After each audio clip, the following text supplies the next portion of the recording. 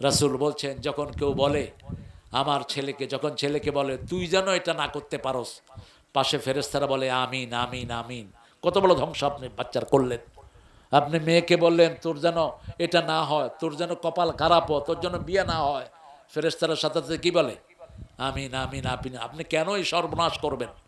রাসূল সাল্লাল্লাহু আলাইহি ওয়াসাল্লাম বলছেন যখন কেউ লানত দেয়, যখন কেউ অভিশাপ দেয়, এটা আসমান জমিনে ঘুরতে থাকে, ঘুরতে ঘুরতে যখন অভিশাপ পতিত হওয়ার জায়গা পায় না, তখন যে বলে তার উপরে এই অভিশাপটা পতিত হয়ে যায়। সেজন্য খবরদার নিজের বিবিকে কখনো গালিগালাজ করবেন না। আপনার এটা কাজ। আপনার বিবির প্রতি যখন আপনি রূঢ় ব্যবহার করেন, ওর তো যাওয়ার কোনো জায়গা থাকে না, ও কোথায় যাবে? ওমর ফারুকের কাছে সিরিয়া থেকে এক লোক এসেছেন বিবির ব্যাপারে বিচার দিবেন। এখন দেখে ওমর ফারুকের বিবি এত গরম, ওই লোক উঠে দৌড় মারছে। ওমর ফারুক বেরিয়ে বলছেন এই আমার কাছে একটু শেকায়াত করবা, কে জানি আসছিল বাহির থেকে, বলছে আমার হয়ে গেছে, দরকার নাই। এদিকে কি হয়েছে ক। মসজিদে নববীতে বসালেন, বলছে হুজুর আমার বিবির ব্যাপারে একটু শেকায়াত করতে আসছিলাম, এখন দেখি যে আপনার বিবি আমার বিবির চেয়ে বহুত গরম। ওমর ফারুক বলছেন শোনো, যে ঘরে আমার বিবি থাকে এই ঘরটা কার? বলছে আপনার ঘর, আল্লাহর পক্ষ থেকে আল্লাহ আপনাকে দিয়েছেন, ঘরটা আপনার।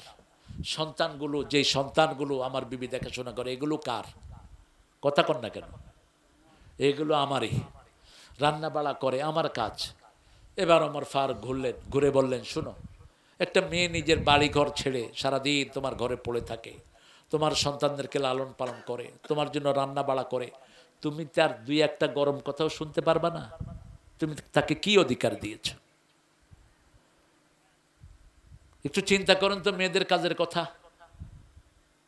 আমাদের দেশের মেয়েদের মতো মজলুম এত বেশি কাজ দুনিয়ার কোনো মেয়েরা করে না।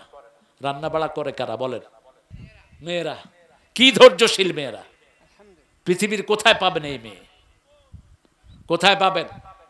বেয়াদব! বিবির গায়ে হাত তুলবি, ওই জায়গাটা বিবি মাফ না করলে আল্লাহ তোর মাফ করবে না। কোথায় পেয়েছো এগুলো? দুর্ব্যবহার। রাসূল বলছেন দুর্ব্যবহার করে আবার ওই মেয়েটাকে কেমনে ব্যবহার করো। এক সাহাবী এসে বিচার দিলেন, মহিলা সাহাবী, ইয়া রাসূলুল্লাহ স্বামীর ব্যাপারে শিকায়াত। রাসূল বললেন তুমি কোনো জায়গাতে রাতে থাকো, সকালে শুনবো। সকালে মেয়ে এসে বললেন, মহিলা সাহাবী, ইয়া রাসূলুল্লাহ বিয়ের পরে এই রাতে আমি সুখে ছিলাম। রাসূল বললেন স্বামীর কাছে যাওয়ার দরকার নাই। সাহাবীদেরকে পাঠিয়ে দিলেন, যাও ওকে বলে দাও ওর বিবির তালাক হয়ে গেছে, ওর যেন খোরপোশ সব পুছিয়ে দেয়। একটা মেয়ের অধিকার অনেক বেশি ইসলামে। পুরুষের অধিকার যেমন আল্লাহ দিয়েছেন, মেয়ের অধিকার দিয়েছেন। আপনি তাকে সুন্দর রাখবেন, সবচেয়ে সুন্দর ব্যবহার তার সাথে করবেন। 5 বার সুন্দর ব্যবহারটা আল্লাহ ফরজ করেছেন, ফরজ করেছেন সুন্দর ব্যবহার। খবরদার বিবির প্রশংসা করবেন। রাসূল করতেন। মা খাদিজাকে বলতেন তাহেরা, নাম ধরে বলতেন না, তাহেরা। আপনার মতো নারী আল্লাহর আকাশের নিচে জমিনের উপরে একজনও নাই। সুবহানাল্লাহ বলবেন না? আপনাকে সালাম দিয়েছেন স্বয়ং কে?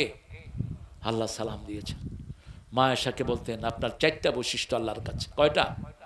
আমার নামাজের সামনে দিয়ে যাওয়ার অনুমতি আল্লাহ আপনাকে দিয়েছেন, আপনার মাধ্যমে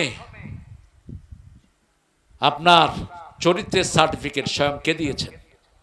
আল্লাহ দিয়েছেন। 3 নম্বর, সবচেয়ে অল্প বয়সে রাসূল আপনার বিবি হওয়ার গৌরব আল্লাহ আমাকে দিয়েছেন, এবং আমার ঘরেই আপনাকে চিরস্থায়ীভাবে শোয়ার ব্যবস্থা আল্লাহ করে দিয়েছেন। রাসূল শুয়ে আছেন কার ঘরে? মা আয়েশার ঘর। এই জন্য আপনারা বিবিদেরকে সুন্দর চোখে দেখবেন, বিবিদের সাথে সুন্দর আচরণ করবেন। যেই ঘরে বিবির সাথে যত সুন্দর আচরণ, ওই ঘর তত বরকতময় হয়ে যায়।